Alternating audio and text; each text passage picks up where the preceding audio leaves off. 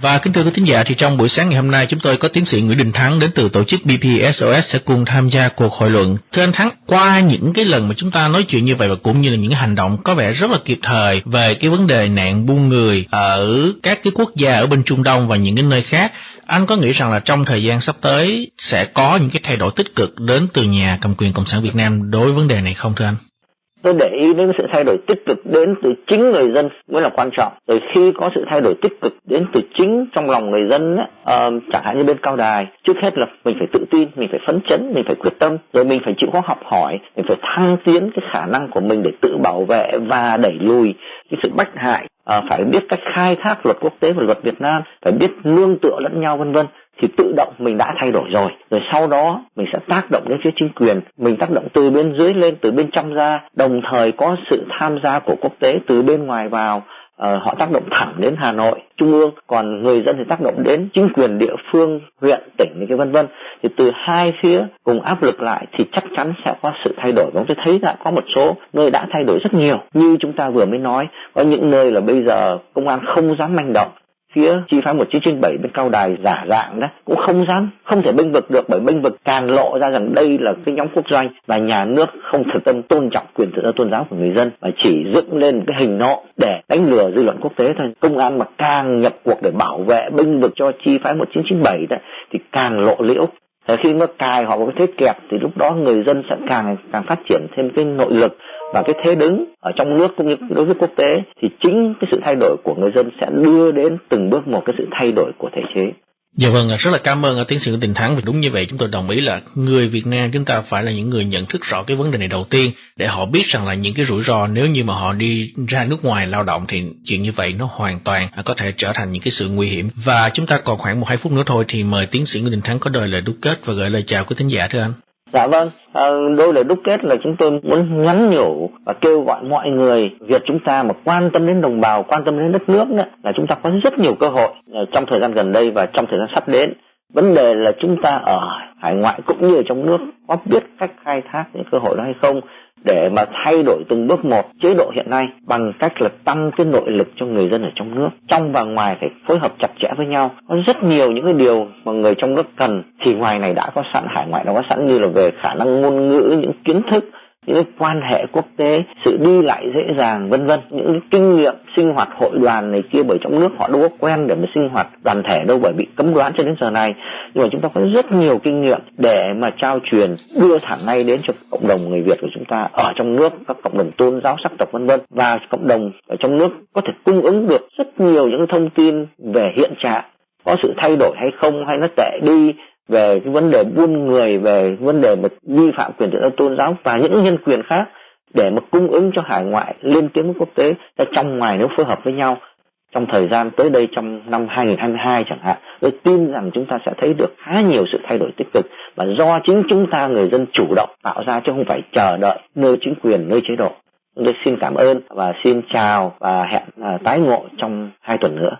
Dạ vâng, một lần nữa xin cảm ơn tiến sĩ Nguyễn Đình Thắng, và chúng ta sẽ gặp lại nhau trong chương trình này vào lần sau, và xin kính chào tiến sĩ Nguyễn Đình Thắng ạ.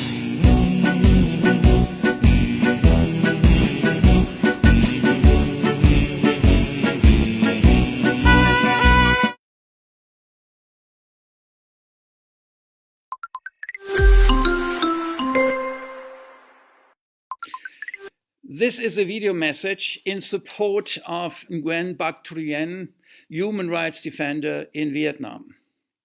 My name is Heiner Bielefeld. I'm the former United Nations Special Rapporteur on Freedom of Religion or Belief. I met Truyen when conducting a fact-finding mission in Vietnam back in 2014, in my then capacity as Special Rapporteur. The mission had taken place on the invitation of the Vietnamese government. As part of such fact-finding missions, it's very important to get in touch with many, many people. And for that to be possible, one needs to have interlocutors, people supporting such a mission. Truyen was one of our most committed supporters. Because he's well connected in Vietnam, he knows people from different parts of the society, including also religious minorities. And I got to know him As a very passionate human rights defender who really wants to improve the society, he works for the betterment of the Vietnamese society and certainly is, in his own way, a Vietnamese patriot. It's all the more deplorable that he has been imprisoned for a number of years now, and the conditions of his imprisonment are certainly worrisome. I urge the government to release this peaceful human rights defender, and I also urge the international community to pay attention to the case of Nguyen Bac Truyen. Thank you very much.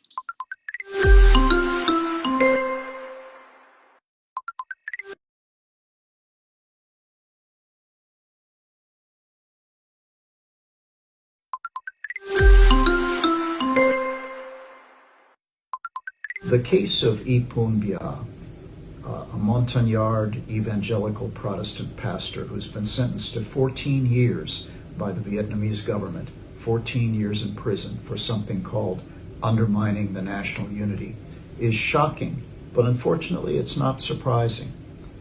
The government of Vietnam has never liked the Montagnards. It's never liked evangelical Protestants. Montagnards were historically referred to by Vietnamese as ethnic Vietnamese as Moi, or savages. And the Vietnamese Communist government particularly doesn't like the Montagnards because it associates them with the United States. They tended to take the South Vietnamese side, which was also the United States side in the Vietnam War. They want their own church. They want to practice their religion peacefully in their own way. And for that peaceful exercise of his religious beliefs, the government has twice sentenced him to long prison sentences. And I don't think it's an accident. It's not rare. They are trying to send a message to their citizens by the very act of having a law against undermining the national unity. What they're saying is, we want everybody in Vietnam to have the same opinions, our opinions. And if you don't have our opinions, and if you act, even peacefully, on opinions that are different from ours, we are going to prosecute you, and we are going to track you down, and we're going to imprison you. I just hope that the governments of free and democratic countries like the United States, in their relations with the Vietnamese government, will insist that in order to get the things they want from us, the Vietnamese government has to change radically in its approach toward people like Y Pun Ya, that they need to recognize that their own citizens are human beings and they need to treat them with a minimal level of decency. They cannot imprison people for their opinions. They cannot imprison people for their faith.